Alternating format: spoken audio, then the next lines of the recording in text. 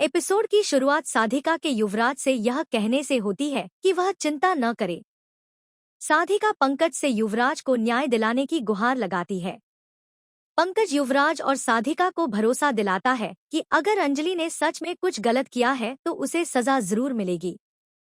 इस पर वैभव पंकज पर तंज कसता है क्योंकि वीडियो में साफ दिख रहा है कि अंजलि ही लड़कियों और महक को लेकर गई है।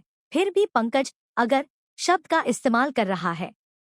युवराज अंजलि से गिड़गिड़ाकर पूछता है कि महक कहाँ है। अंजलि कहती है कि उसे कुछ समझ नहीं आ रहा और वह खुद वहां आ रही है। अंजलि सड़क पर निकलती है तो देखती है कि उसकी गाड़ी गायब है। वह एक गुजरती हुई कार से लिफ्ट मांगती है और कार वाला उसे छोड़ने के लिए तैयार हो जाता है। उधर प्रकाश गिन्नी को फोन करके बताता है कि अंजलि एक कार में बैठकर चली गई है। गिन्नी मन ही मन सोचती है कि अंजलि उसके जाल से नहीं बच पाएगी। गिन्नी मंत्री धर्मराज से पूछती है कि क्या वह उसका साथ देंगे। धर्मराज हामी भरते हैं और बताते हैं कि वह एक न्यूज चैनल पर बयान देकर अंजलि पर महिला तस्करी गैंग से जुड़े होने के आरोप लगाएंगे। साथ ही वह पुलिस की नाकामी पर भी सवाल उठाएंगे। धर्मराज कहता है कि वह अंजलि को सजा दिलवाकर मुख्यमंत्री की कुर्सी तक पहुंचने का रास्ता साफ करेगा। वेद आरती के कमरे में जाता है और देखता है कि आरती नशे की हालत में बिस्तर पर सो रही है। वेद उसे जगाता है और पूछता है कि क्या उसे पता है कि बाहर क्या चल रहा है।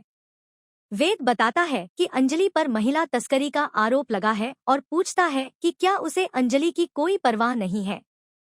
आरती गुस्से में कहती है कि उसे न अंजलि की परवाह है और न ही वेद की। वह वेद से बहस करते हुए कहती है कि उसने 20 साल तक अंजलि की परवरिश की, लेकिन जैसे ही अंजलि अपने पैरों पर खड़ी हुई उसने गलत रिश्ते बना लिए। वेद उसे चुप रहने को कहता है और कहता है कि उसे पूरा यकीन है कि अंजलि कभी कुछ गलत नहीं कर सकती और वह हर हाल में उसका साथ देगा। वेद की नजर आरती के कमरे में रखी अंजलि की साड़ी पर पड़ती है और वह पूछता है कि यह यहाँ क्या कर रही है। आरती झूठ बोलने की कोशिश करती है लेकिन वेद को शक हो जाता है।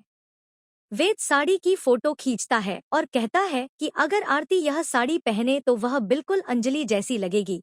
फिर वहां से चला जाता है। आरती समझ जाती है कि वेद को उस पर शक हो गया है और नशे की हालत में साड़ी कमरे में छोड़ने के लिए खुद को कोसती है। वह गिन्नी को फोन करती है लेकिन गिन्नी कॉल नहीं उठाती। आरती सोचती है कि अंजलि पुलिस के हत्थे चढ़ चुकी है और वह उसे पूरी तरह बर्बाद करने की कसम खाती है। इधर अंजलि पंकज के ऑफिस पहुंचती है जहां वैभव, साधिका, युवराज और काव्या उस पर महक की तस्करी का आरोप लगाते हैं। अंजलि को समझ ही नहीं आता कि आखिर हो क्या रहा है।